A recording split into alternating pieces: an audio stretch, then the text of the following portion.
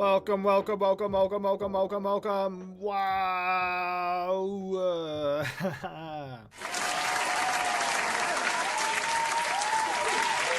Oh my god, why is it so loud? Oh my god, so many noises right now. Shut up! Oh my god. Why was it so loud? The sound effects are loud. Oh my god. Let's turn my audio down a little bit. Okay. Just a little better. Welcome to the stream. Why was I hearing the sound of like kitchen knives and shit? I don't know. Anyways, welcome to the stream. How we doing? Don't open that. I mean, that's what we're gonna talk about.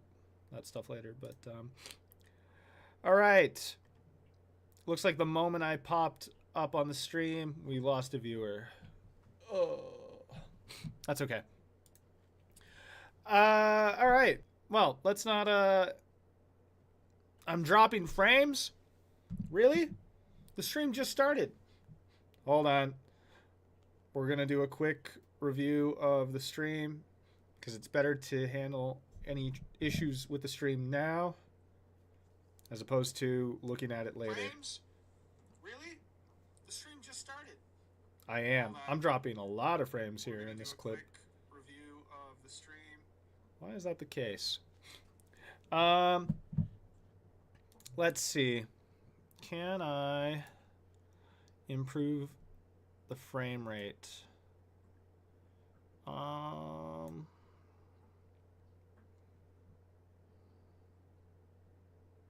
Bear with me.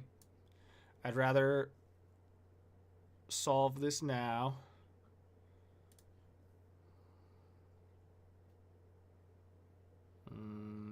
Video.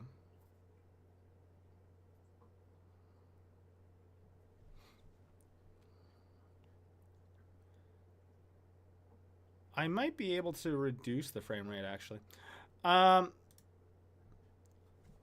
We're gonna quickly stop the stream, but come right back. Are we back? Are we back? I need to see what the stream looks like.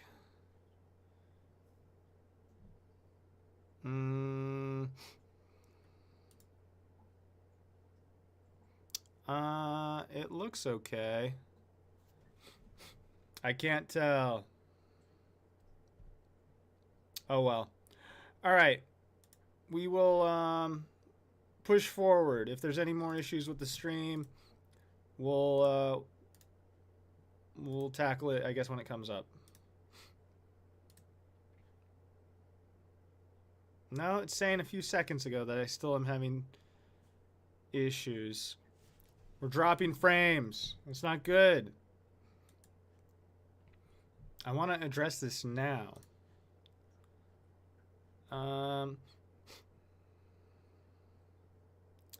Yeah, we're going to lower the bitrate just to see what happens. A lower bitrate will help us keep a better frame rate. All right. Well, can I change it now, actually? Hold on. Am I able to change it now?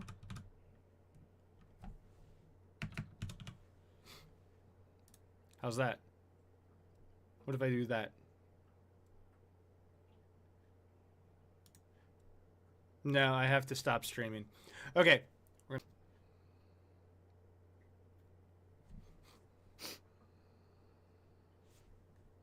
Okay. We're back. I changed the frame rate to 24 instead of 30, and I changed the bit rate. Is it better? 30, and I changed the bit rate. Is it better? It looks better. Okay. That's it for technical troubleshooting at the beginning of the stream. I hate doing it at the beginning, but it's necessary. All right. Welcome back to the stream. So glad you're here. Let's get started. We've got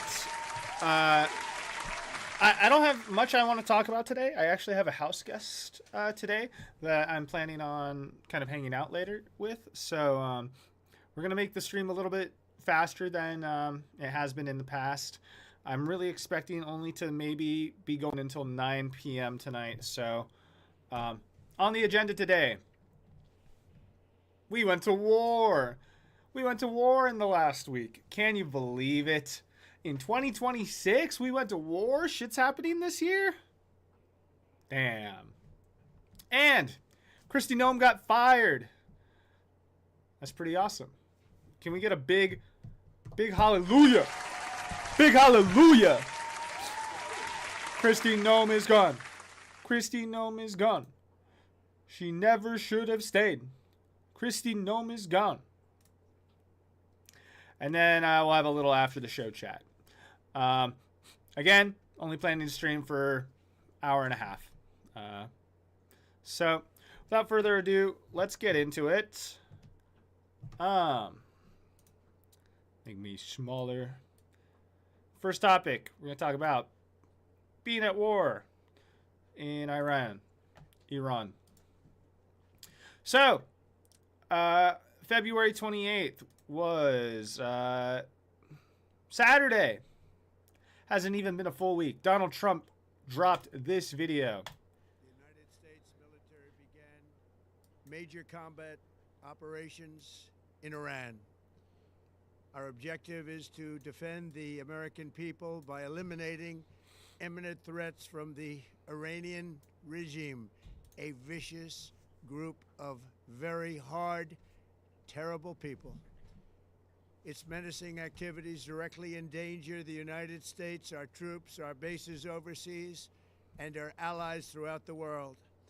For 47 years, the Iranian regime has chanted death to America and waged an unending campaign of bloodshed and mass murder, targeting the United States, our troops, and the innocent people in many, many countries. Among the regime's very first acts was to back a violent takeover of the U.S. Embassy in Tehran, holding dozens of American hostages for 444 days. In 1983, Iran's proxies carried out the Marine barracks bombing in Beirut that killed 241 American military personnel. Irrelevant. That's the 1980s. In 2000, they knew and were probably involved with the attack on the USS Cole. Many died. Iranian forces killed and maimed hundreds of American service members in Iraq. The regime's proxies have continued to launch countless attacks against American forces stationed in the Middle East in recent years, as well as U.S. naval and commercial vessels in international shipping lanes. It's been mass terror, and we're not going to put up with it any longer. From Lebanon to Yemen and Syria to Iraq, the regime has armed, trained, and funded terrorist militias. From Lebanon and Yemen? I can definitely think of a country that has terrorized Lebanon and Yemen as of recent times, and it's not Iran. I'm still getting frame drops. We're going to let it run. That have soaked the earth with blood and guts. And it was Iran's proxy, Hamas, that launched the monstrous October 7th attacks on Israel, slaughtering more than 1,000 innocent people, including 46 Americans, while taking 12 of our citizens hostage. It was brutal, something like the world has never seen before. Iran is the world's #1 state sponsor of terror, and just recently Blatantly false. It's America. killed tens of thousands of its own citizens on the street as they protested. It has always been the policy of the United States, in particular my administration, that this terrorist regime can never have a nuclear weapon. I'll say it again. They can never have a nuclear weapon. That is why in Operation Midnight Hammer last June, we obliterated the regime's nuclear program at Fordow, Natanz, and Isfahan. After that attack, we warned them never to resume their malicious pursuit of nuclear weapons, and we sought repeatedly to make a deal. We tried.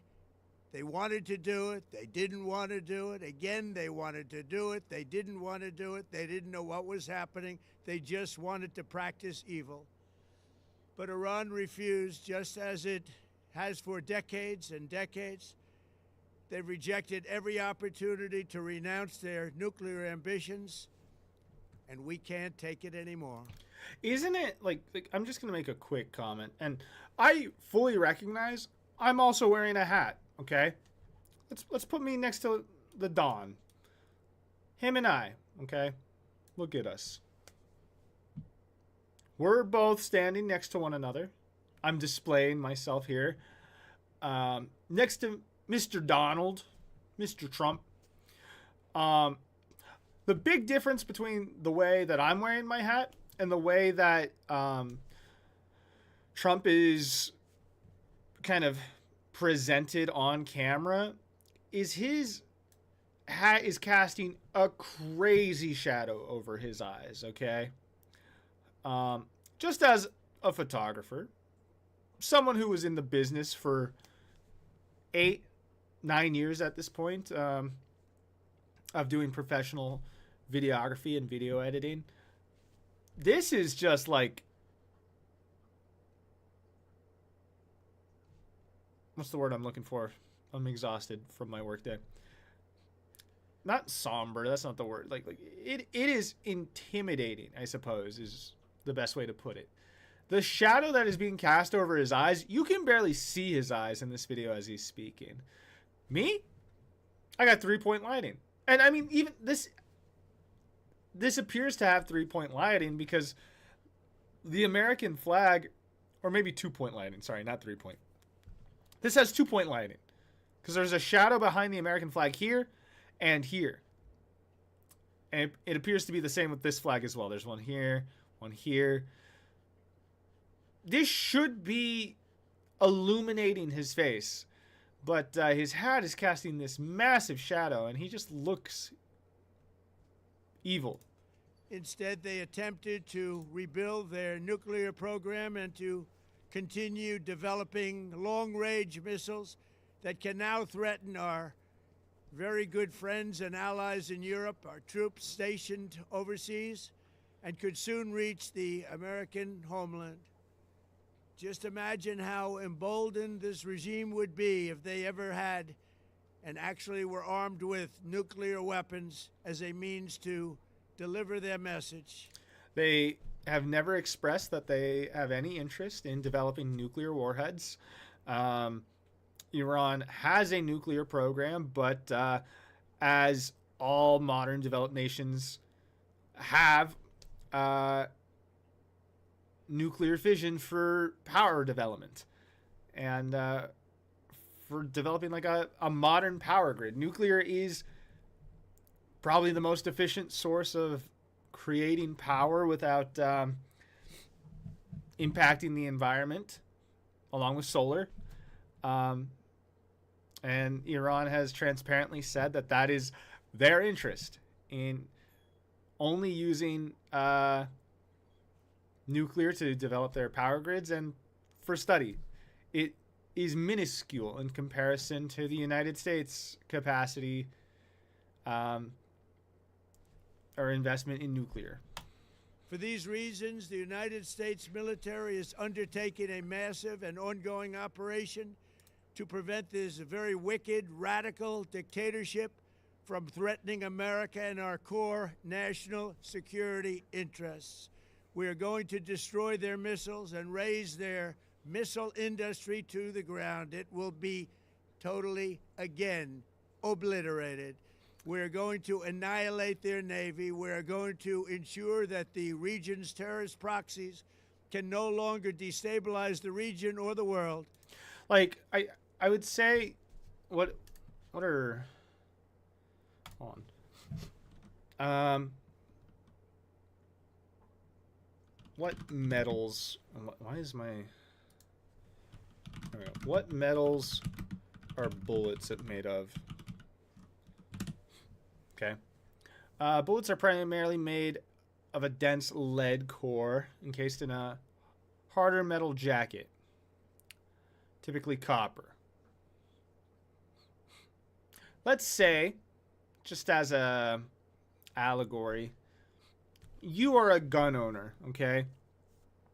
And you see a child, anyone, doesn't even have to be a child, man, woman, it truly doesn't matter. You are a gun owner and you see someone who is interested in purchasing copper, whatever.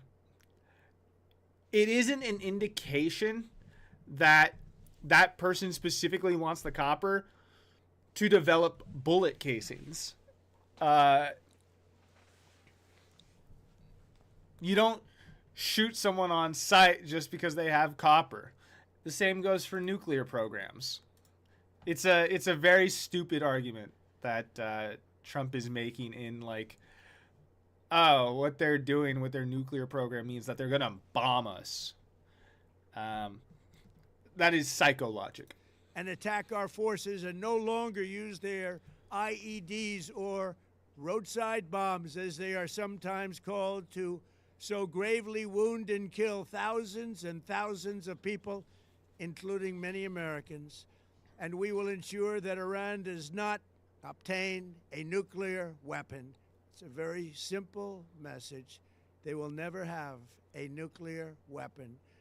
This regime will soon learn that no one should challenge the strength and might of the United States Armed Forces. I built and rebuilt our military in my first administration, and there is no military on earth even close to its power, strength, or sophistication. My administration has taken every possible step to minimize the risk to U.S. personnel in the region. Even so, and I do not make this statement lightly, the Iranian regime seeks to kill. The lives of courageous American heroes may be lost, and we may have casualties. That often happens in war. But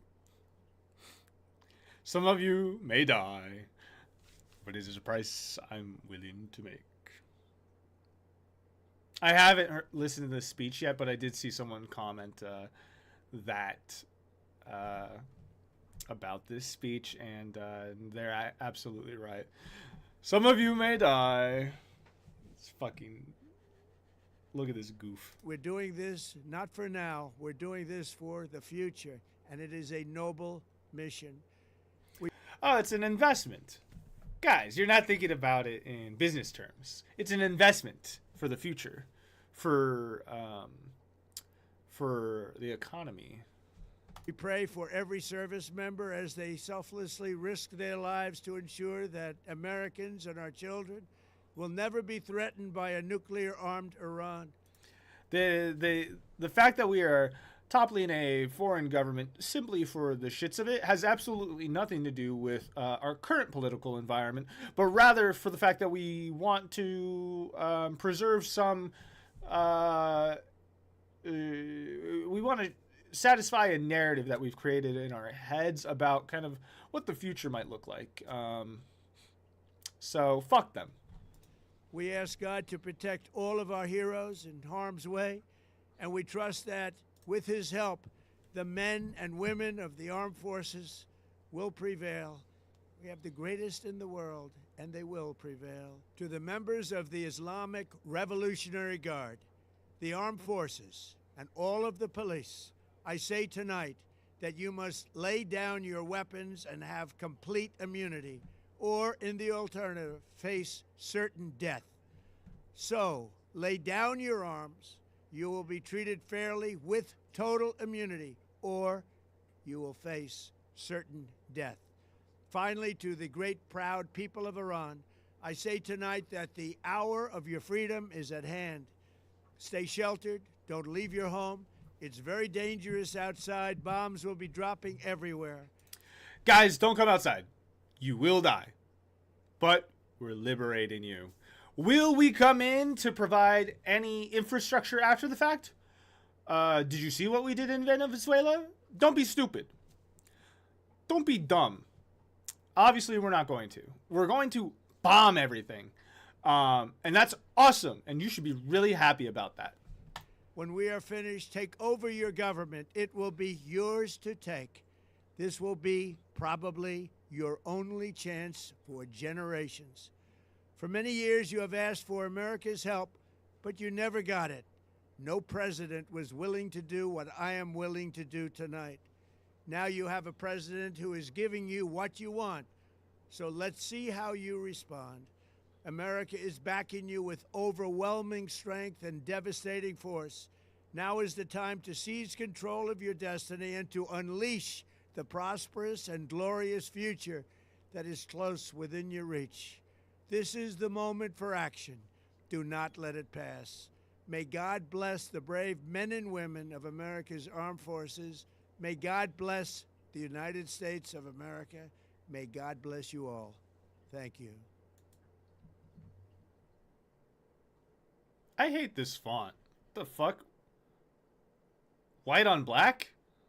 That's somber. Or not. I keep saying somber. Yeah, fuck Trump for that shit. Don't come outside.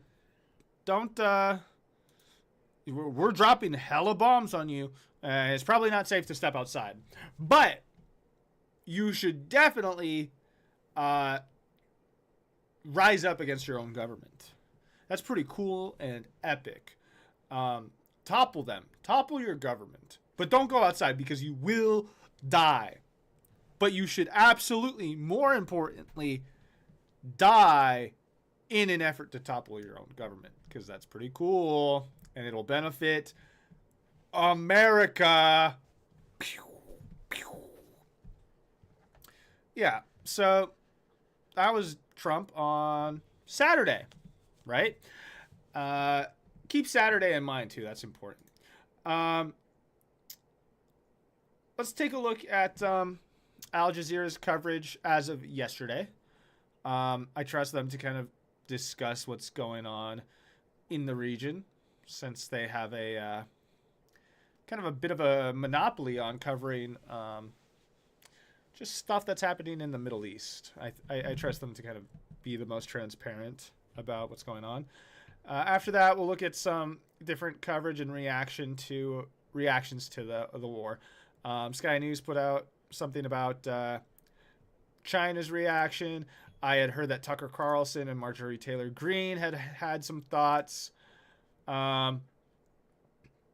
Some CNN coverage, and then a little bit of other stuff.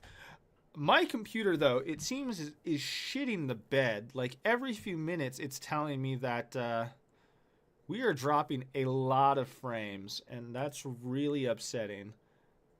I don't understand why. I don't think my stream is typically this in the toilet. Hold on. Let's see. What is eating up? Is it my memory? Let's see. I'm gonna close Discord just to see if that helps out. I've heard that Discord like eats up a lot of resources. Maybe that'll help. We'll see. Okay. Al Jazeera, what do you got for us? Jesus, my computer.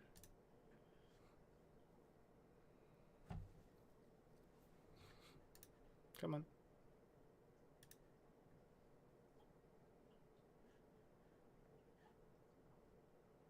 Go, go, go, go, go. How is the war playing out in Iran?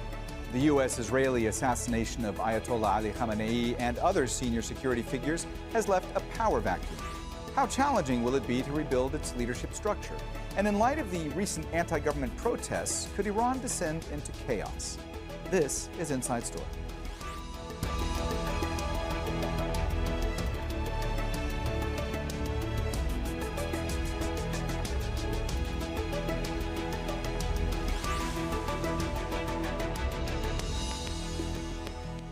Hello and welcome to the program. I'm Mohammed Jamjoom.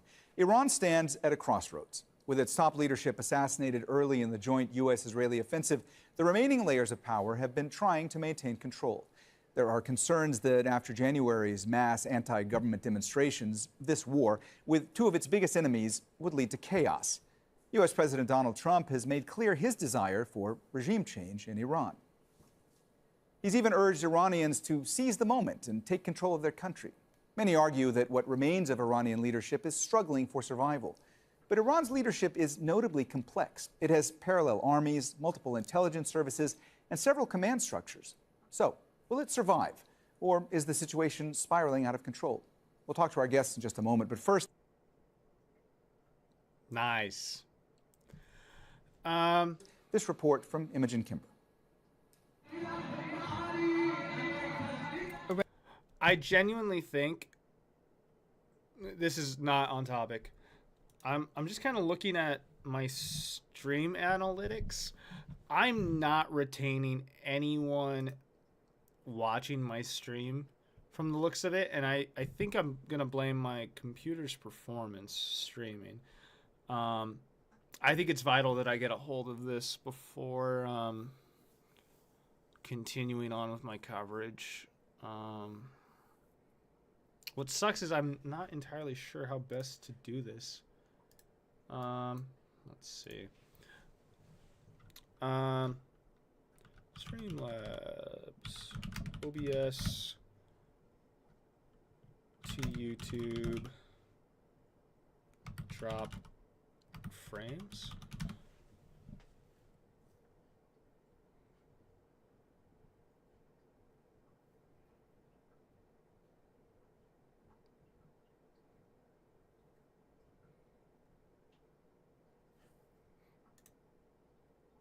Oh, you know what? It might be my VPN. Let me stop and start this again. I'm probably going to turn the VPN off just for the remainder of the stream. I keep forgetting that I have that. Or I'll switch to a different location. That might be the best decision. We're going to pause. I'll be right back. All right. Was it the VPN? I hope it was the VPN. Let's continue on. Iranians are mourning their supreme leader, Ayatollah Ali Khamenei, assassinated in an airstrike on Saturday. It was the beginning of a joint offensive by the US and Israel, which has seen daily attacks on the capital, Tehran, and 150 other towns and cities. Okay. I hadn't heard much about like the consistency about the attacks, and so to hear that it's been daily, and I'm not shocked. I recognize it's war, but like I literally am hearing very little right now personally about what's going on. So Homes, schools, hospitals and police stations have been hit. State media report more than 1,000 people have been killed. And the International Atomic Energy Agency has confirmed damage to the entrance of the Natanz nuclear plant. In the holy city of Qom, the Assembly of Experts is preparing to choose a new supreme leader. But the building where those deliberations are usually held was attacked on Tuesday. And Israel's defense minister says whoever is chosen will also be a target for elimination. is the defense minister not Ben-Gvir? Did they replace him? Since June, joint Israeli-US attacks have killed many senior figures in the Revolutionary Guard, along with other security officials and government figures. The Trump administration has provided various narratives for its objectives in striking Iran, including removing the current governing bodies from power.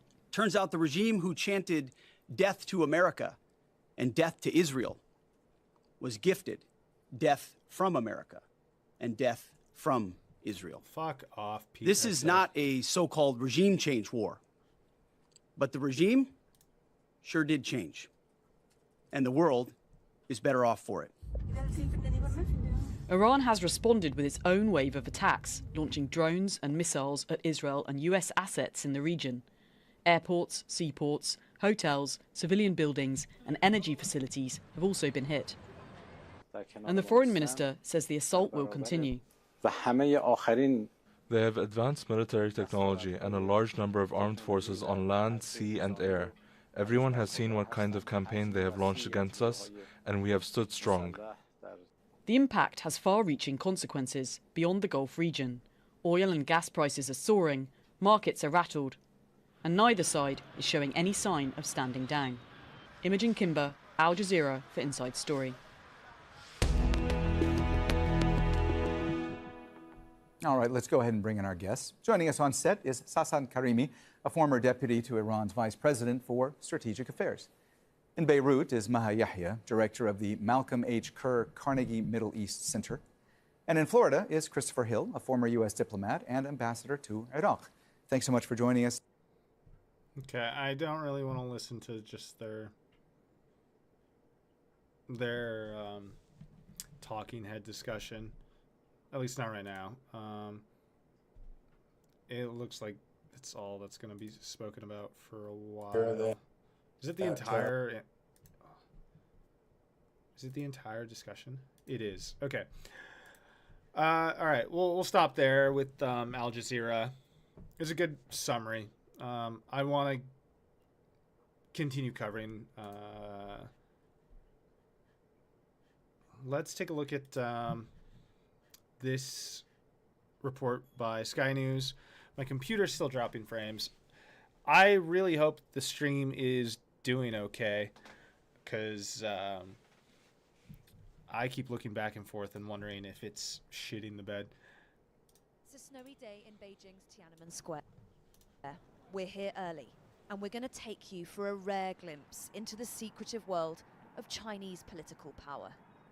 I've reported from Beijing for nearly 3.5 years now, and there is still something of a buzz every time we're allowed here, because it is quite rare that journalists are allowed to film in Tiananmen Square. Its infamous and brutal history means we're only given access on pretty special occasions, and today is a special occasion of sorts. It's an event called Liang Hui, or the Two Sessions in English. It's sort of China's equivalent of the state opening of Parliament, a day for pomp and ceremony, but it's also a day where the curtain is raised just a little on what China's leaders think and what they might want. And we're going to take you inside. Nearly 3,000 delegates have travelled from all corners of this country to be here. In theory, they'll discuss policy and vote on legislation. In reality, they'll rubber stamp decisions pre-made behind closed doors. But this event is as much about precision and the projection of power as it is about policy. If I recall, what is the Strait of Water? I believe it's... I don't want to pull shit out of my ass when it comes to talking about the effects of the Iran war.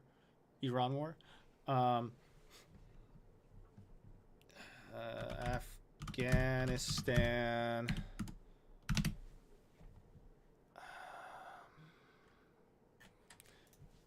China. Hold on.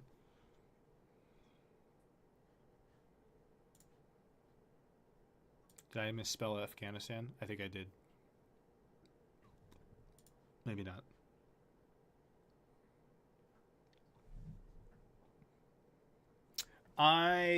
What I'm thinking about, okay, and I can't verify this because I don't recall where I read it over the last few days, but I believe that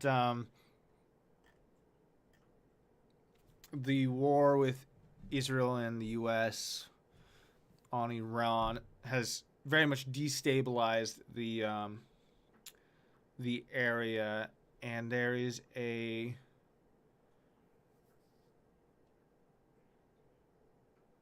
I think it's Afghanistan that controls a strait of water, and they are exclusively only doing business with China at the moment. Like every other nation that was allowed to like use this channel of water to extract resources from the region has now been blocked, and they're only allowing China to kind of like continue to extract resources. Take all of that with the hugest grain of salt, because I can't recall where I read it. I'm also exhausted from my day. It's absolutely colossal. Fun fact, it was built in just 10 months. Getting our passes checked and going in.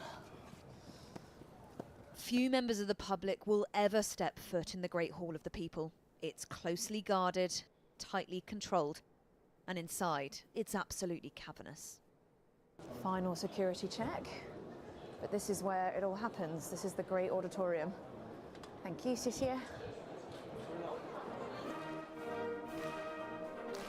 What does this have to do with Iran, though? And on China's grandest political stage, it's quite clear who is the grandest political player. This is ultimately Xi Jinping's show, hot off a year of outmaneuvering Trump and purging his military. This is all his pitch, his plan, his power. Today's session is very much about the economy.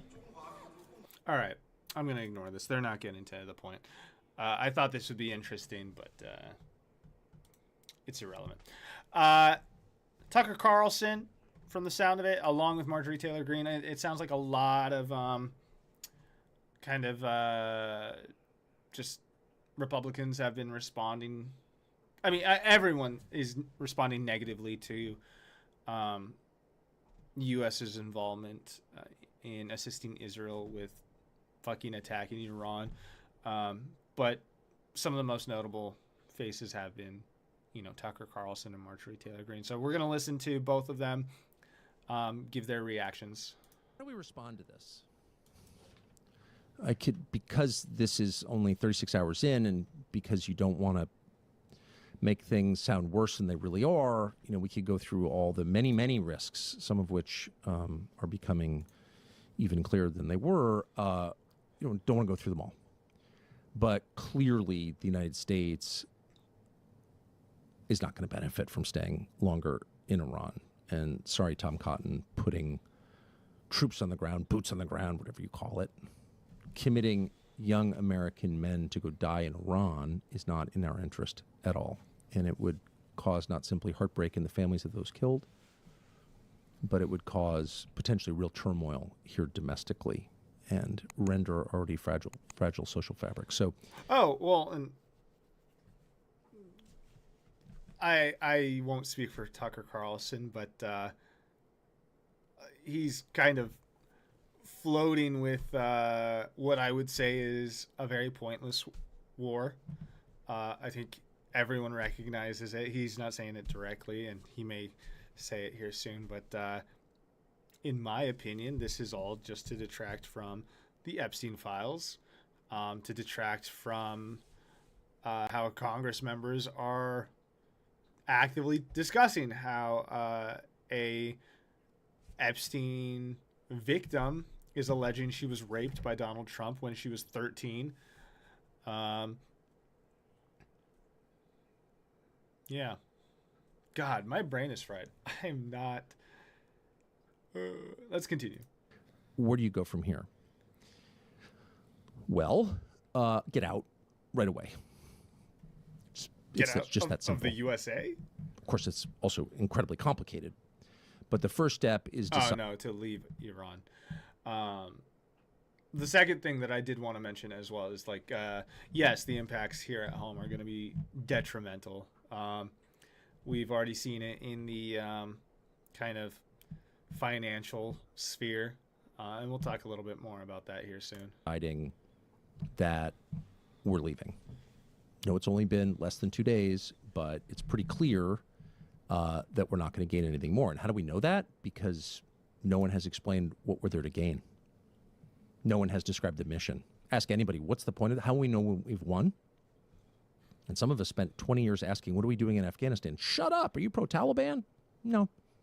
But I would like to know when we've won. Sorry, you can't know that. It's classified. Okay. But now is the time to be totally honest. We're not going to get anything more than we've already gotten, assuming we've gotten anything by staying. And the longer we stay, the greater the risk. What are the risks? To comment Pete Hegseth and Donald Trump both have been testing different reasons for why we're in this war, and even the two of them can't communicate on what the reason is, and create like a unified narrative for it. Oh, well. Here are just two that you should be paying attention to. One is that Israel gets really hurt. And in case you think this is a long video attacking Israel for Nazi reasons or anti-Semitic reasons, it's not. It's merely an effort to try and think through what's good for the United States. But also, as someone who wishes Israel no harm, to think through clearly what's going to be terrible for Israel. And one No, I actively do wish Israel harm. With an asterisk. And what that asterisk is, I fully denounce the Zionist project. If you're familiar with my background, even a little bit, if you've seen my goddamn arm, you know I despise Israel. I famously lit my own arm on fire in protest of America's involvement in financing the Israeli genocide of the Palestinian people. That's probably what I'm most well known for.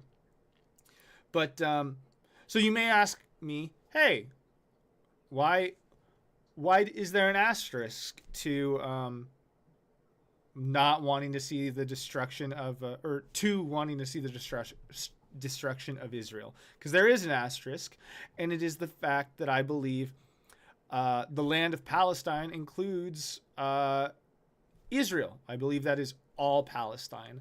And what is sad for me about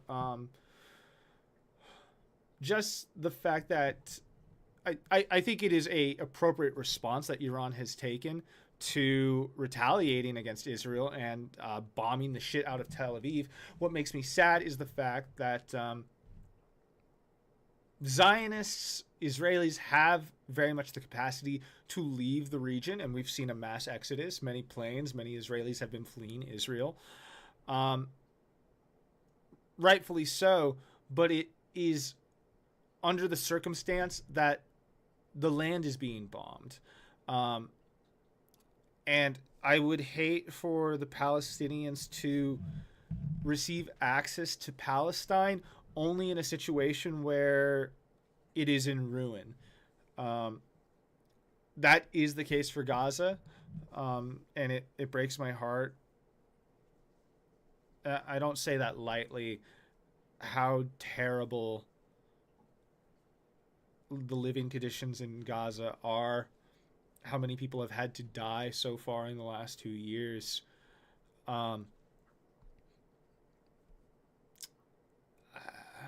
I want nothing but not just peace for the people, but for the land, for the soil, for everything in the region. They absolutely deserve to have somewhere to go, and if not even Israel will be left standing, it's not. I don't think that's liberation exactly. So that's my perspective, I suppose. The thing that would be terrible for Israel is getting hit with a hypersonic missile, which, as of right now, Iran has not yet fired. And they may never. But let's say they did. What would Israel, which is a country the size of Maryland, how would it respond? How could it respond? Well, it might respond with nuclear weapons, which it has and which it has threatened to use before, and which it has implied it might use many times. It's interesting. I mean, it's a good point that he brings up about Israel having nuclear arms. I'm quite surprised that. Let me dial it back. Sometimes I get too excited and then I start saying head-ass shit. I do wonder why Israel has practiced so much restraint. Maybe that's a stupid thing to bring up. I frequently look at Israel and think of... all I see is nothing but impulsivity. So maybe it is a stupid question to say, why haven't they already pulled out the nuclear warheads? To a degree, yes, they want to preserve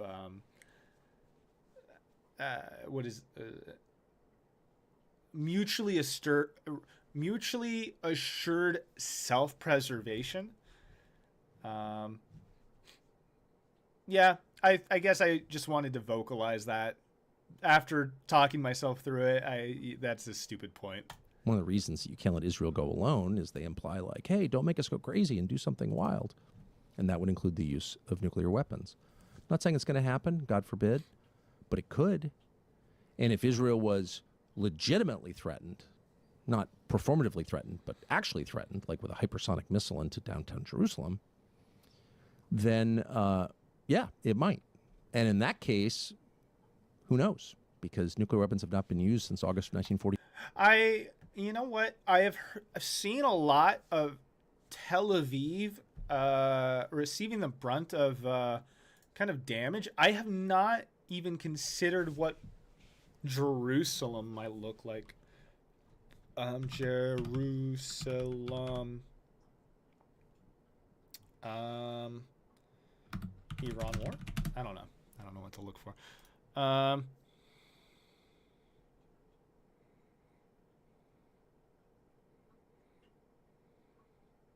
Okay, no, it looks like, according to AI, Jerusalem has been targeted.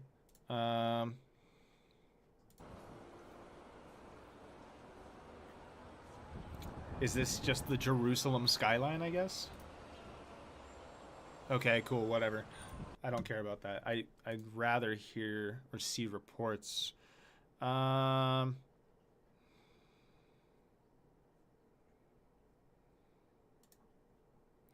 Jewish Telegraphic Agency.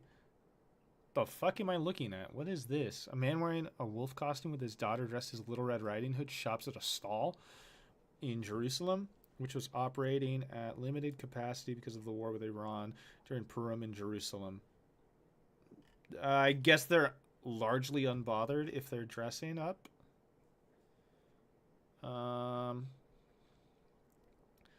Another incoming missile. This time it coincided with the morning of Shushan Purim. Despite a prohibition on public gatherings, just a few hours after the air raid alert, Jerusalemites could be seen wandering the streets, some intoxicated and wearing costumes, or both, to celebrate the public holiday.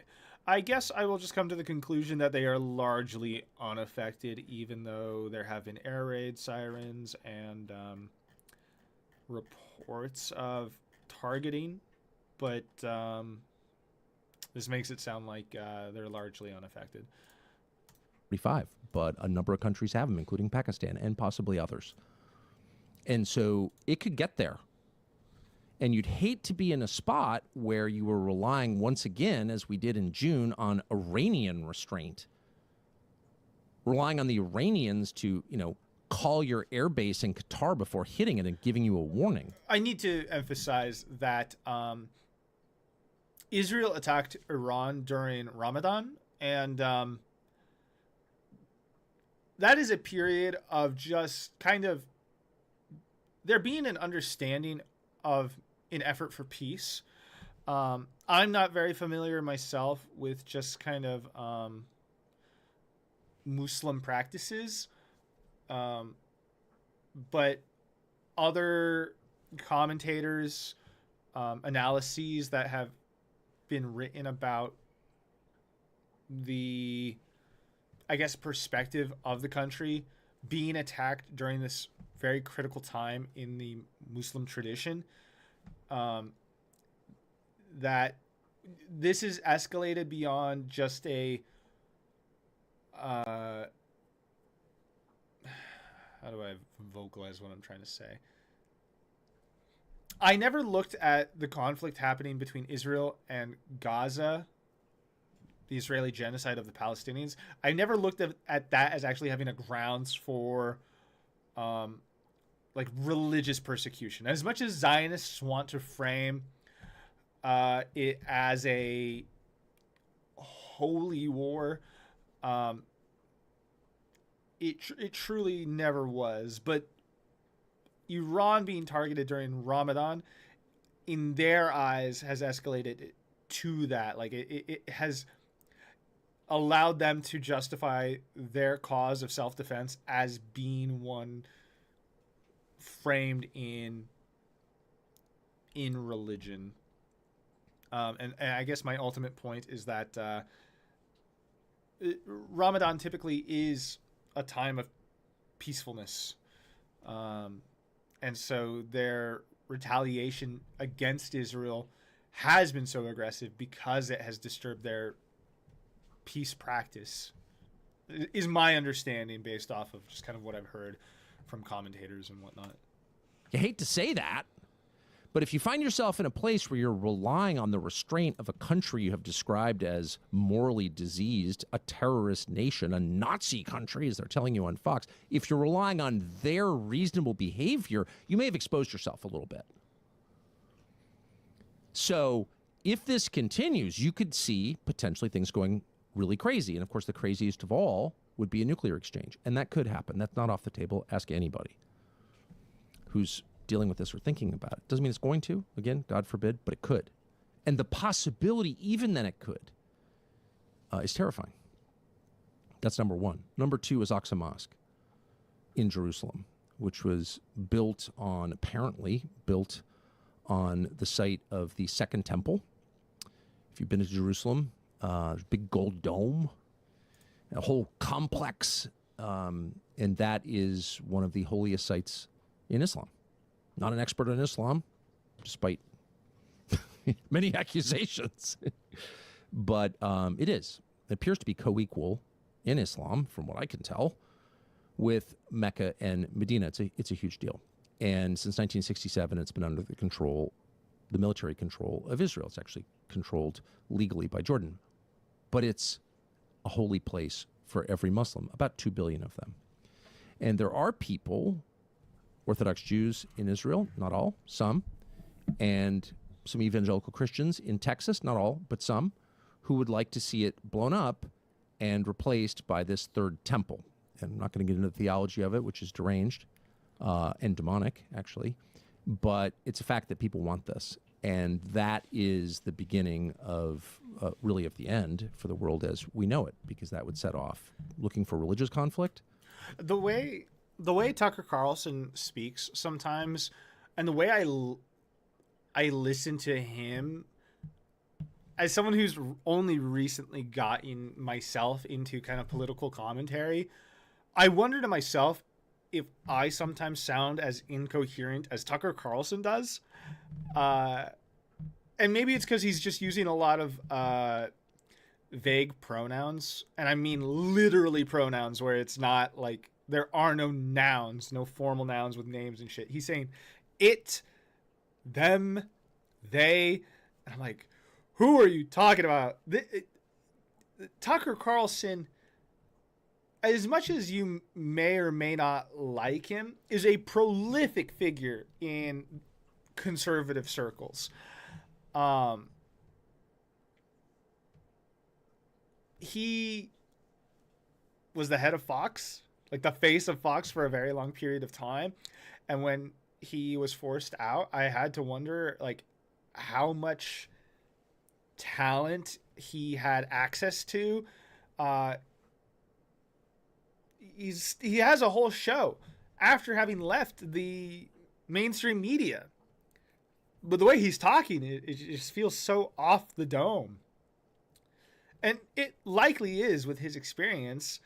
He probably got to the place where he could just like not really have to follow. He didn't need much direction, but it kind of shows a little bit. It makes, I don't know.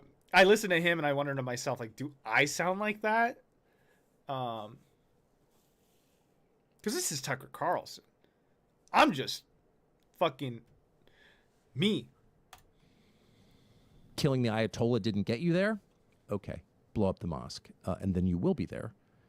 And that's not good for anyone. It's certainly not good for the United States. And if this continues, there are already people in Israel, at least one well-known rabbi is calling for a false flag against that mosque. Just blow it up and blame the Iranians. And the truth is, whether the Iranians blow it up intentionally or unlikely, but let's just say, or by mistake, or there's a false flag by Israel, it blames Iran, it doesn't matter. If it blows up, that's not a solvable problem. That's the end of everything that we know. And that's an enduring, generational, 1,000-year, as long as the world lasts, religious conflict that no one wants to be a part of. Only the craziest, darkest people want any part of that at all. That's the opposite of what we want. And that could happen.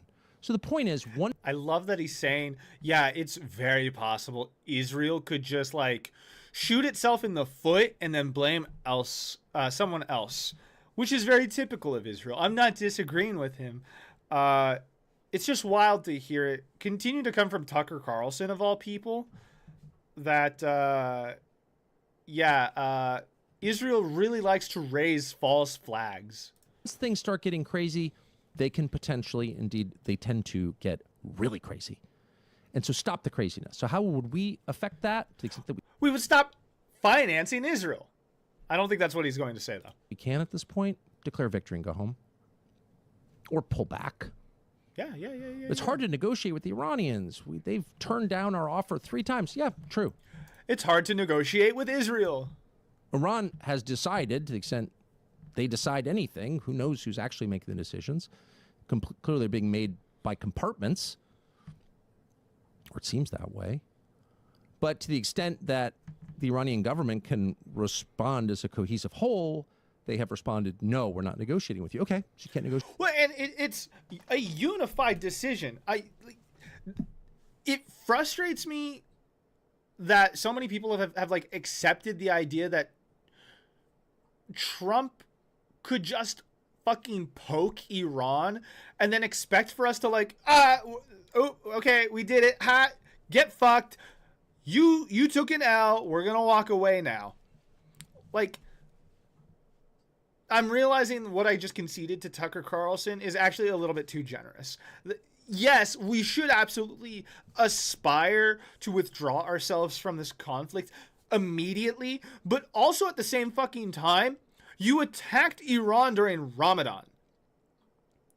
The country was mourning the death of school children, and they were unified. Like, if you look at videos coming out of Iran, the streets are lined in Tehran with people furious. You've killed school children. And unlike in the United States, where we'll just like thoughts and prayers that shit for a weekend and then move on, they won't. They're not moving on. Like, just because America has the largest military apparatus in the world doesn't mean we get to mandate how other countries react to our aggression. We are in this now. I do not think Iran is going to hold up. They are now on a holy mission in their minds to fucking die for the cause of putting an end to the great Satan that is America and its proxy, Israel. I think Trump has flown too close to the sun at this point. South America, I hate to say it, but they want to ensure some self-preservation, I think. Iran, they're fucking done with this shit, dude. I think this is going to drag out a lot longer than we expect. With them. We're stopping. Defensive measures only. We don't want this. The global economy is at stake. The global order is at stake. American lives are at stake. American prestige is certainly on the line. Our ability to control anything beyond our borders or maybe even within them. We're out. I can't even... I don't think you could say that that's been preserved. I think that's out the window. Prestige? Fuck that. No one's liked us for years at this point. But also, didn't all of our military camps or whatever that were in the Middle East all get blown up by Iran? If I understand correctly, like, even countries that Iran was friendly with was like, hey, we like you. We're bombing the shit out of that U.S. Military base. And a lot of those countries were like, yeah, okay, as long as it's just the U.S. military base. We killed the Ayatollah. We came. We did it. We're going home. Nah, it's not that At this simple. point, that would be a wise decision. It would be. And it was very clear from the outset, whatever revisionism people want to add to the story, but it was very clear that Donald Trump did not want an extended war in Iran, certainly didn't want a protracted boots-on-the-ground war, certainly doesn't want the kind of war that Tom Cotton wants, obviously. And we are on the way to getting that really quickly, into a lot of suffering. So declare victory, get out. That would be move one. This is interesting. Why did they make this... He's got tears in his eyes. They made his eyes watery on this shit. It's an hour and 45 minutes, though, so we're not watching it. Not right. I won't. I will in my own time, but, like, we're not doing this on stream. All right, Marjorie Taylor Greene. What do you got to say? Americans are completely against this war because, like you said, the president has made no case for it. We live our ordinary lives and we don't feel threatened by Iran. We don't walk around thinking that in any moment an Iranian ballistic missile is going to land on our head. And I was out there on the front lines for Make America Great Again. And Make America Great Again was supposed to be America first, not Israel first, not any foreign country first, not any foreign people first, but the American people first. Now, as we have seen, over 100 little girls killed at a school from a bomb, and I don't know whose bomb it was, but they're dead today because America and Israel attacked Iran. So that's not really good for Iranian women. And our president is saying that the Iranian people are all of a sudden going to topple their regime. Well, I don't think the Iranian people are going to be toppling their regime when they're getting blown apart by the United States and Israel in an unprovoked attack. And yes, it was unprovoked. And Pete Hegseth said this morning, Megan, he said that we didn't start this war. But I hate to argue with the Secretary of the Department of War. America and Israel definitely started this war, and you can't lie that away to the American people. It continues to frustrate me how what's the word? I hate it when I forget how to speak English. Just how structured Marjorie Taylor Greene can be in her speech. It's infuriating when you look back on her career. It's like you were just kind of hiding this in the chamber. Anyways. People. And so, you know how I feel right now? I am irate. I am furious about this. We are nearly $40 trillion in debt. Importantly, our debt interest rates outpace our GDP. How much is this war going to cost us? We have seen enough of our American troops dead and murdered for foreign countries. And now we've had 4 dead and murdered, just like you said, for Israel and for the Iranian people, not for the American people. And I don't want to see any more dead and murdered. When we have a president of the United States who doesn't think and is convinced he's not going to heaven, what does that mean his decision making is? He already said to the New York Post today that he doesn't care about the polling. He doesn't care about what the American people think, and he may put troops on the ground. He took this is going to be a few-day war, to now it's going to be maybe 4 weeks or more. I want to say, what is happening to the man that I supported? And we're a year in, and we're in another fucking war, and we've got American troops being killed. I think it's time for America to rip the Band-Aid off, and we need to have a serious conversation about what the fuck is happening to this country and who in the hell are these decisions being made for, and who is making these decisions. Well, to address Marjorie Taylor Greene's kind of concerns, the man you supported is a child molester. And it's his second term in office, and you can imagine that all notions that you might have had about any kind of fucking English. Any notions you may have had about like the pleasantness of Donald Trump, child molesters don't need to preserve that shit when it's no longer necessary. He's completely being himself. He's being his fullest and best self, which is dog shit. He's a child molester. So yeah, like I think all of her posturing is simply nothing but that. Like, it's just a performance. I think you're fully well aware of who it is you supported. You've known now for quite a while, when you were kind of exiled from the MAGA movement, what kind of person Donald Trump is. But I do appreciate you now being a loud detester of Donald Trump, though I'm not surprised whatsoever. I don't think you are either. Cool. Epic. That was Tucker Carlson and Marjorie Taylor Greene. Thank you so much. We got a CNN report.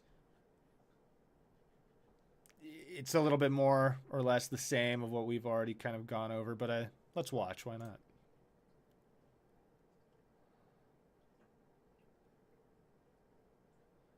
Oh, your stupid ads. Oop. There's no audio. Why don't I hear anything? All right. No audio. That's fine. Here's the latest. Escalating conflict. Defense Secretary Pete Hegseth, let's zoom in a little, signaled that the war with Iran will soon escalate, saying the conflict has only just begun as American forces step up strikes. Israel, which said it is moving into the next phase of the campaign, launched fresh attacks on a Beirut suburb it considers a Hezbollah stronghold. U.S. strategy. Hegseth said Iran's retaliatory strikes are pulling Middle Eastern countries into the American orbit. Earlier, President Donald Trump told Axios that he wants to be involved in selecting Iran's new supreme leader. The House failed to pass a measure that sought to rein in Trump's war powers. This is very, if you hadn't noticed, this is very telling of just kind of Trump's approach to foreign policy, which is he plans on toppling governments and then replacing those governments with leaders he sees appropriate. This is the second time we're seeing this, as a matter of fact, if you forgot about Maduro, president of Venezuela, was replaced. Trump was happy to select kind of the next head of state that would replace Maduro after they went in and attacked Venezuela. So you can take him at his word when he says this shit, that he will be happy to pick someone to lead Iran if America and Israel were to topple Iran. Targeting U.S. raids. New satellite images from key military bases in the Arabian Peninsula suggest that Iran is seeking to degrade air defenses by destroying U.S.-made radars that detect incoming missiles and drones. I actually had heard of this. I think they successfully destroyed the radar for the Iron Dome, if I'm not mistaken. Let's quickly check in on that. Iron Dome radar system destroyed? Question mark. Iron Dome breached. Israel Defense Corps attacks Iron Dome. Something. Times of India. $2 billion wiped out as U.S. loses jets, radars, satellite equipment amid Iran war. The financial toll of the escalating U.S.-Iran conflict is mounting rapidly, according to estimates compiled by Anadolu Agency. Nearly $1.9 billion worth of U.S. military assets. Let's just listen to the report. The cost of United States war on Iran is staggering. According to estimates compiled by Anadolu Agency, the U.S. military has lost nearly $2 billion worth of military equipment as the war with Iran entered day 5 on March 4th. Reports suggest that hardware ranging from high-end early warning radars worth over $1 billion to fighter jets, satellite terminals, and critical communication systems, which once formed the backbone of U.S. military power, now lies in ruins across the Middle East. The biggest loss comes from Al Udeid Air Base in Qatar, the U.S. military's largest installation in the region, which serves as a nerve center for any U.S. mission in the Middle East. At Al Udeid, a U.S. AN FPS-132 early warning radar system was hit by an Iranian missile strike on February 28th. It was valued at a whopping $1.1 billion. Qatar confirmed that the radar was hit and damaged. This is the fucking the best example I can think of is the moment in Star Wars where is it episode 4? 5? I don't remember Star Wars. It's the attack on the Death Star. The very specific weakness point of the Death Star where they go in and it blows up the whole fucking thing. This is that for the United States of America's presence in the Middle East. And it was more costly for the United States to lose this than it was for Iran to attack it. Imagine I'm throwing a baseball, okay? I get to do that shit for free. I go to Target. I go to Target and I spend a fucking $1 on a baseball, okay? Imagine the amount of finances you have to invest in to consistently destroy my baseball as it's flying through the air.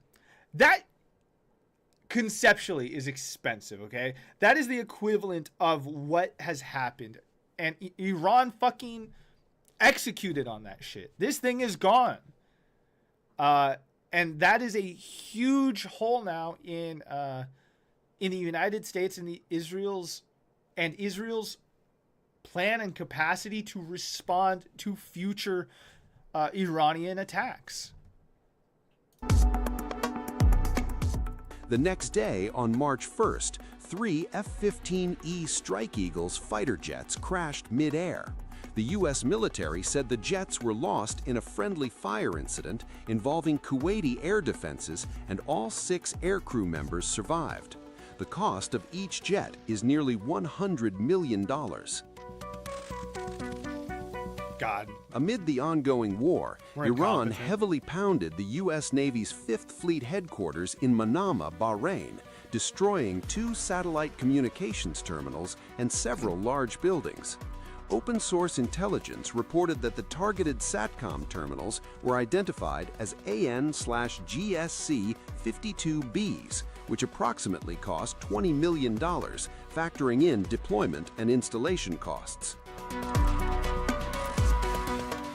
All right, we're gonna go back to my original thing we were looking at. I guess that's really it, right? U.S. military strikes Iranian drone carrier. I could care less about that personally. All right, we were looking at the CNN coverage, and then from the CNN coverage, we went to this. I don't need to go... this is all interesting and fascinating, but the point is, I think as much as Trump, Pete Hegseth, fucking Netanyahu, I think as much as they're claiming to be doing a fantastic job in the conflict with Iran, I think fundamentally Iran, Jesus, my throat is dry. Iran has a mission now of doing as much damage as possible, specifically to Israel and then American infrastructure in the Middle East. That is their mission now. When when you have two opposed forces and one of them has a clear mission and the other one is just fucking around, it doesn't matter how successful this force is at just fucking around. There's no like clear way to define what are victories and losses. These guys, though, have nothing but gains.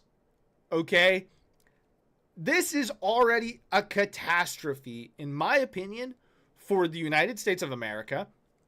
And Israel truly, I don't think, is making too much progress in whatever they want to accomplish, which is just death and destruction to Arabs in the region. They were largely successful at doing that when everyone was unarmed. Gaza and the West Bank. I cannot commend Palestinians more for their just tenacity to stay alive when the people they are facing control all of their own infrastructure. Iran, however, is its own nation state with a lot of resources. So when Israel is now matched up against a actual opposing government, they're not doing too hot right now. That's not to say that like Iran is just coming up nothing but victories. This is a fucking war. Children have already died. So much of Tehran and other, the Middle East as a whole is having to deal with this conflict.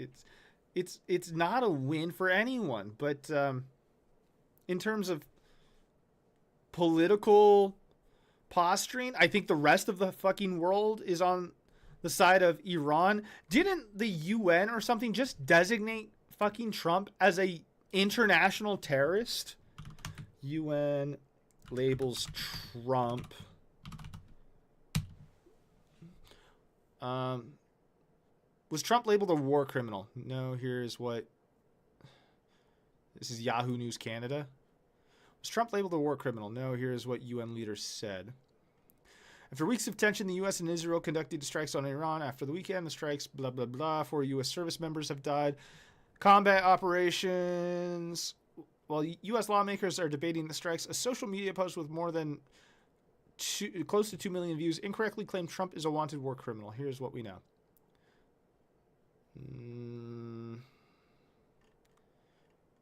Well, thank you. Thank you, Yahoo News, for putting me in my place. That is important. I rescind what I had said. Anyways. Lastly, let's look at the finances of this all. Because Mr. Donald Trump is the make-a-deal president. This guy knows a thing or two about the economy. He makes deals. Well, let's be sure to always check the stock market. The Dow is soaring. NASDAQ new highs. Nothing but big numbers for the economy. And we can see that, Jesus, right here. Fear is driving the U.S. stock market. This isn't to suggest that the stock market is an indicator for the well-being and health of an economy, but it does indicate the confidence that the upper echelon of the elite class in a society, what their confidence is in the economy itself. And it looks as if it's in the fucking toilet. So that's all I'll say about that. Moving on. Fuck Trump, fuck Israel, free Palestine. As I always say. Next up in the news. Kristi Noem was fired from her position. Let's update the current topic. Kristi Noem fired. Okay. Kristi Noem has been fired. She was apparently in the middle of giving a speech when she was fired, which is fucking hysterical. So let's go ahead and give it a watch. Agencies. It also includes CBP, ICE, CWMD, which is countering weapons of mass destruction. So some of you may have gone through some of those trainings to help us detect some of the threats here in our homeland, and also some of the trainings that it takes as far as responding to fires and 911 calls in different specific situations. We have intelligence agencies. We also cover FEMA. FEMA is a disaster response agency, but it also is the agency that's entrusted to run the government on our very worst day. If we had a tragedy in this country where we needed someone to step up because our leadership was not able to, agencies, it also... The fuck? That's it? Boo. Okay, I guess she wasn't made aware until after she had already walked off. CBS, the Ellison Corporation. What do you guys have for me? Stand by if you can, because the secretary is speaking in Nashville. Let's go ahead and listen to a little bit. We also cover FEMA. FEMA is a disaster response agency, but it also Oh, is that's the literally agency what we that's just heard. entrusted to run the government on our very worst day. If we had a tragedy in this country, we'd be entrusted to do that. And our electrical grid and our critical, we rely on every day to help the American people be safe and to still have their way of life. We also have CISA, which some of you may have worked with them, which is our cybersecurity agency, which goes out and not only hunts down bad actors that would attack us on our cyber systems, but also gives us mitigation measures for how we can harden our systems. All of these entities work together, but also respond to them in a way that is that people are entrusted to secure the rights also of all the American people. You know, the Declaration of Independence. I learned that she got fired when I got a Apple notification, an Apple News notification. I wonder if she has an Apple phone, if she looked down because her phone was vibrating and she's like, blah, blah, blah. Fired. I haven't seen it yet. I want her to stop and just look at her phone and stop speaking and be like, what? States that governments derive their powers from the consent of the governed, which is the people. The people give us the right to do our jobs each and every day. And as long as this world is fractured and as long as human nature is fallen, we will need brave men and women who step up and serve and enforce our rights and our laws and our values. And that's what all of you do in this room with your colleagues. The heroism was on full display this last week when we saw the attack in Austin, Texas, and we saw that the first responders that helped protected people and more lives there were our law enforcement that responded immediately. Instead of running away, they ran to it. And though we lost 3 lives, we're very grateful that they are willing to do that and to serve in such a way and with their lives. Oh, come You're on the front on. lines of leadership, and you have more words. I want to. America is the greatest country in the world, and we could work together on to find where the laws may be a little different than it is in other states, or you may have unique challenges that perhaps we could work together on to find ways to help you bring criminals to justice and to protect your community from public safety threats. America is the greatest country in the world, and it's the greatest country in the world that has great cities and great communities. Regardless of where people live, we need to make sure that they have an opportunity to go to work every day safely and to send their kids to school safely every day. Sanctuary cities do give us a challenge because it makes it difficult at times for law enforcement. All right, let's go ahead and bring back CBS News Chief White House correspondent Nancy Cortez as I don't think she was made aware at all during the speech or anything. And even CBS is like, yeah, she's got no fucking idea. Secretary Noem continues there to speak in Nashville. I wanted to ask you, Nancy, and I need to ask my control room if we have the sound ready. There was a particular exchange between Democratic Senator Dick Durbin and Kristi Noem during this Capitol Hill testimony, and we do have it, and I want to play it. How did you think that calling them domestic terrorists at that scene was somehow going to calm the situation?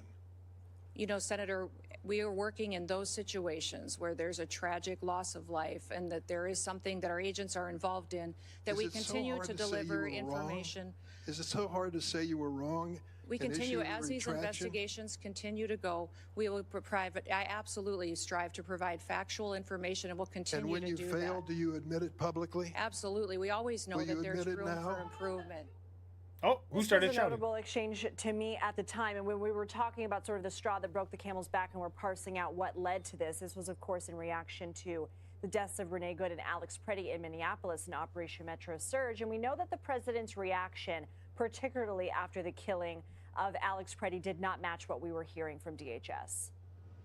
Right, and I think that that just exemplifies the somewhat tricky situation that Kristi Noem was in, partly of her own making. On one hand, she was asked multiple times, not just by Durbin, but by other Democrats in the House and Senate, about the fact that she called Alex Preddy a domestic terrorist within hours of his death.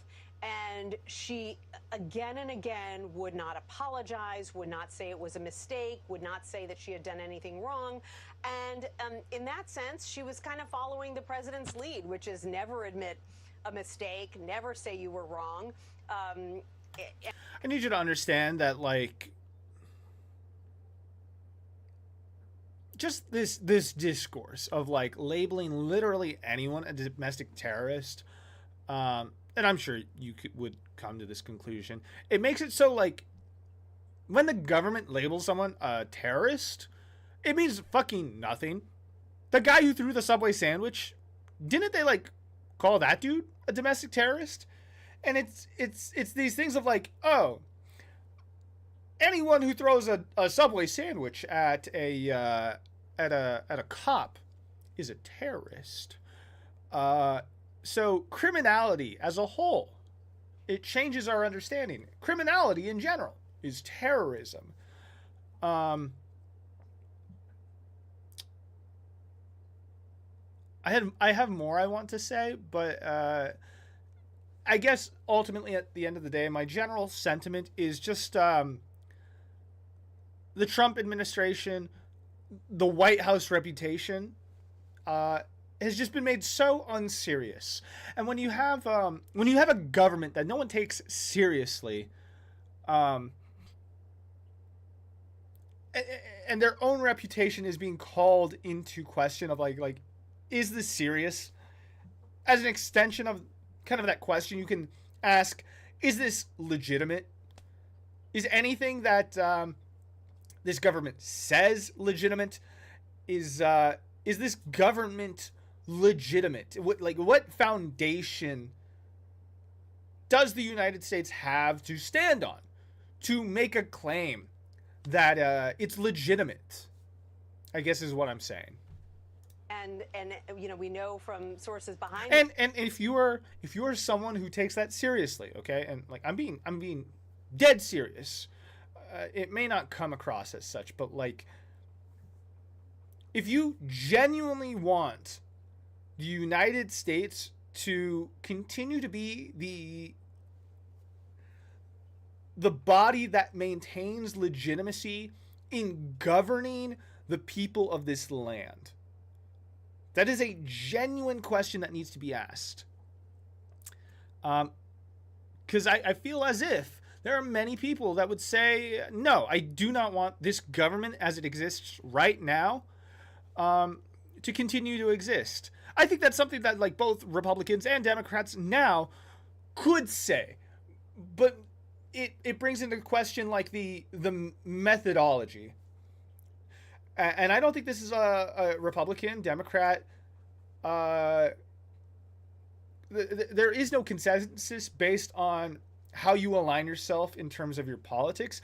It is truly much more of a like, what is it that you want to happen? Do you want there to be some kind of uprising to topple the government? I don't think anyone, well, I won't go that far. I don't think a lot of people would say that. I think more conservative, and I don't say conservative as like political leanings, just more of like anyone with some more restraint would be like, whoa, dial it back. let's just pass some laws. Let's work through the system. But in response to that of like, well, let's work through the system to like fix things and change the government as it exists. It's like, well, we've been here for, let's say 10 years. We won't even go further back. We've been here for 10 years trying to make that shit happen. And there's not very productive change. There's not much productive change happening to see that through. And we come back to the central point of like, well, where's the legitimacy of this government to change itself and better itself? No one here is going to be kind of having those conversations. Just the thought of like questioning the legitimacy of the American government to govern itself and the people in this country, I think alone could be labeled as a thought crime. But look at where we are. We've got a government that is actively burying files that were just released related to the Epstein files. Some people might look at that and call it a cover-up. We have a president that, by all best understanding, just randomly sent us into a war in the Middle East that will likely last long into the future and have deep-rooted consequences for the United States. Truthfully, what the fuck is going on? What are we doing? Am I gonna wake up tomorrow and like everything is so uncertain? The foundation has been pulled out from underneath us. The scenes that she said actually she was given that language by the president's deputy chief of staff, Stephen Miller. But at the same time, there was sort of an unwillingness to accept the reality, which is that it was very clear from the very beginning that this is not someone who was a domestic terrorist. He is now dead. Why is she now not saying that was... I can't believe I went on that rant after simply just talking about the label of calling random citizens domestic terrorists. I really do be yapping. But what I said still stands. Let's go back a little bit.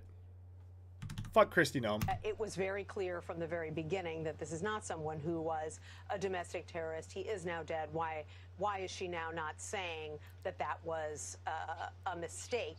All she would say was, we're now investigating, so I can't say that he wasn't a domestic terrorist because we're investigating. Well, then why did you say he was a domestic terrorist if there was an investigation that hadn't happened yet? So, that exchange and so many others went viral for a reason, because she wasn't providing sort of the common sense answer that a lot of senators and House members were looking for. I truly have to wonder what is going through the mind of this this journalist. Her invoking the words common sense, it hits my brain, and I'm like, we haven't been functioning in the world of common sense for the last decade. We live in crazy times. Everyone's crazy. The cognitive functioning performance of Gen Z and onwards, generations after Gen Z, their cognitive functioning is even worse than the generations that preceded them. I feel like I've lost IQ points in the last 4 years. I'm going crazy. You're going crazy. We're all going crazy. Why is my fucking green screen behind me? I'm putting myself, like, I'm in my bedroom. The world we exist in is a machination, a fabrication of where we are and what we exist in, and the environment. And the environment is crazy. I'm going crazy. You, Miss Journalist, I don't know your name. Are you okay? Is your sanity still there? Are you functioning as well as you were 4 years ago? Because I ask myself this question every goddamn day.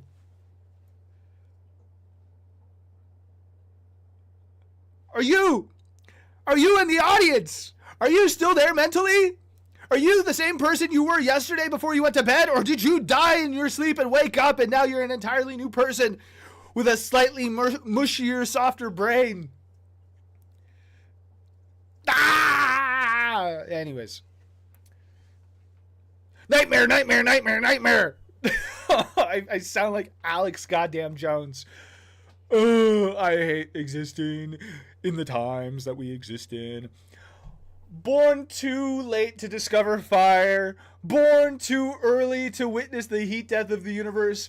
Born just in time to watch Eiichiro Oda write the greatest piece of fiction ever set to paper, and at the exact same fucking time watch Donald Trump shit himself on live television. That is the time we exist in. One more quick question to you, Nancy. Do we know anything about her new role that he is going to apparently divulge more information about this weekend? So all we know is the title, Special Envoy for the Shield of the Americas, which the president says is going to be sort of a new international working group that's going to involve a lot of Latin American countries that is going to meet this weekend for the first time in Florida. So it's obviously a demotion, and it sort of brings to mind the president's national security advisor, Mike Waltz, who was demoted. But similarly, the president didn't want to call it a demotion, didn't want to indicate that he had made a poor choice, and so instead reassigned him to be U.S. ambassador to the United Nations. I am realizing I didn't even look at like Trump's announcement saying he had fired Kristi Noem. Hold on. Trump fires Kristi Noem. Because didn't he he probably posted some shit to Truth Social, right?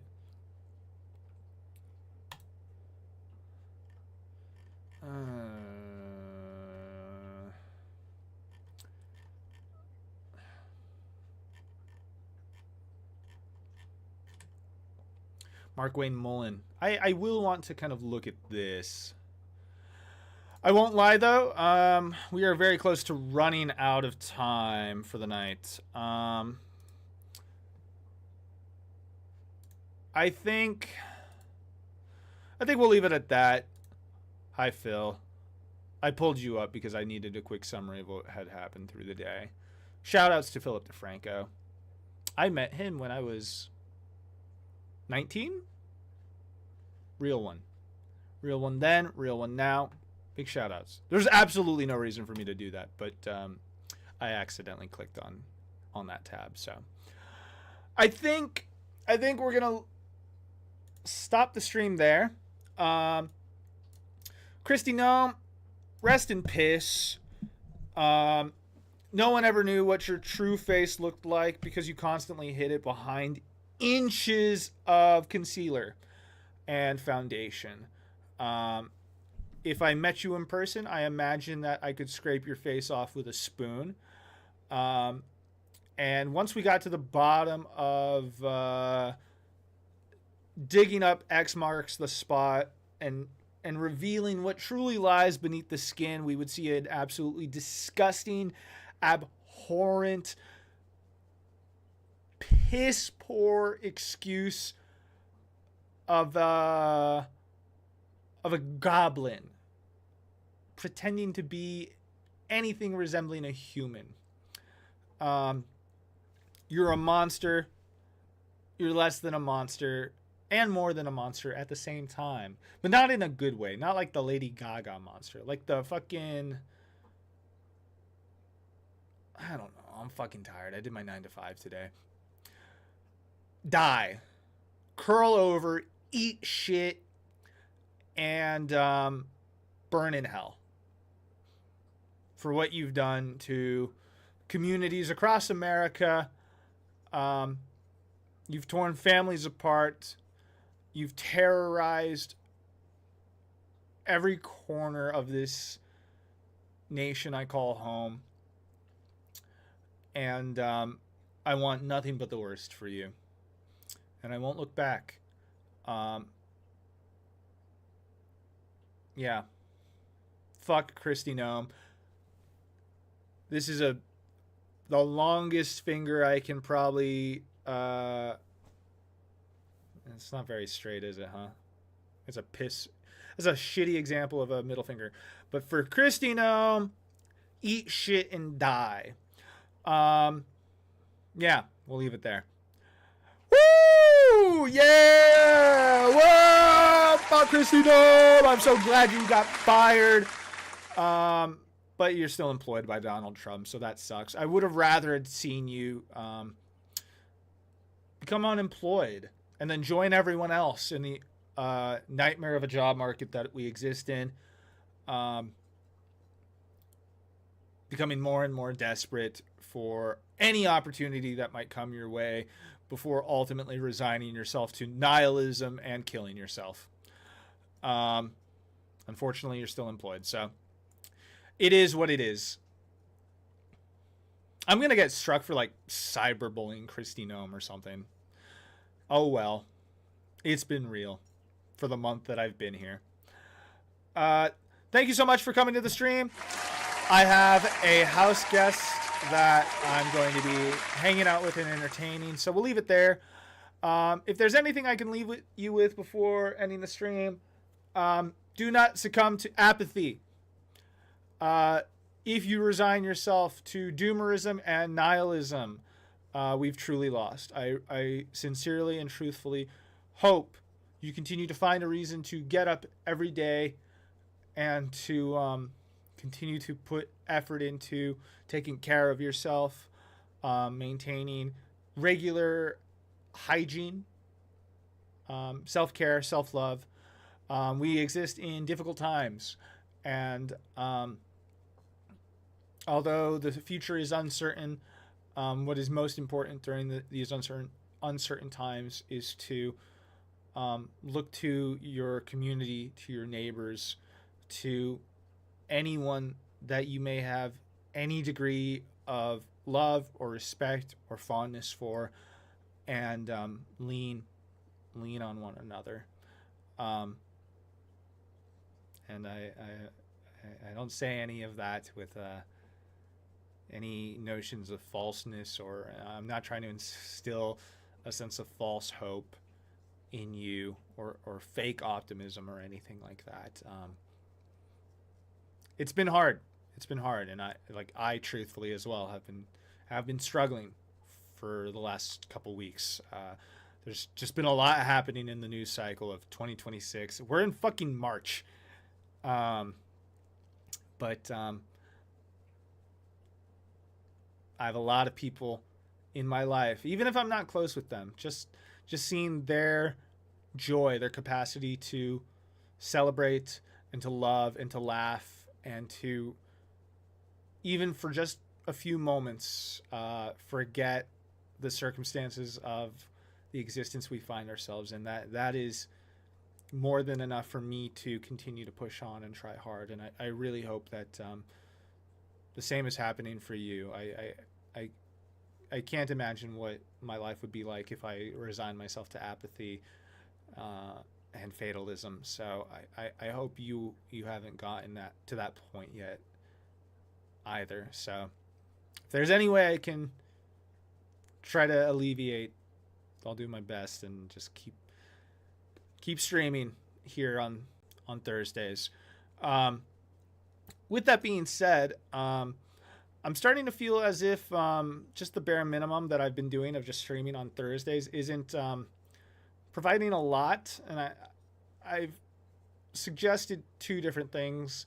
One, there's another kind of podcast style I want to attempt my hands at, but at the same time, I feel like that is a much more lighthearted kind of podcast idea, and I feel like I could be doing more to service this kind of news coverage, political commentary a little bit better.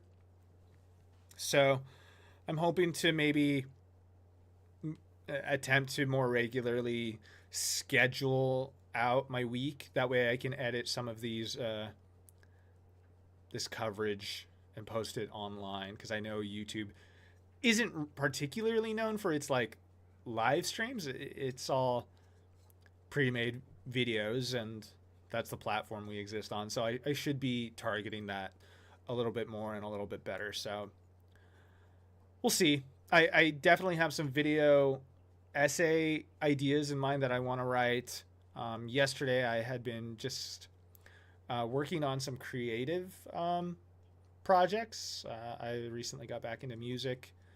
I mean, I'm always into music, and I love engaging with music, but like I haven't written or produced anything in a while, and so yesterday I just let myself do that a little bit, and I want to incorporate that into a video concept. So we'll see. I'm doing my best to not put too many like expectations on myself, because if I set like really big expectations on myself, I tend to like shirk away from them because I see them as responsibilities.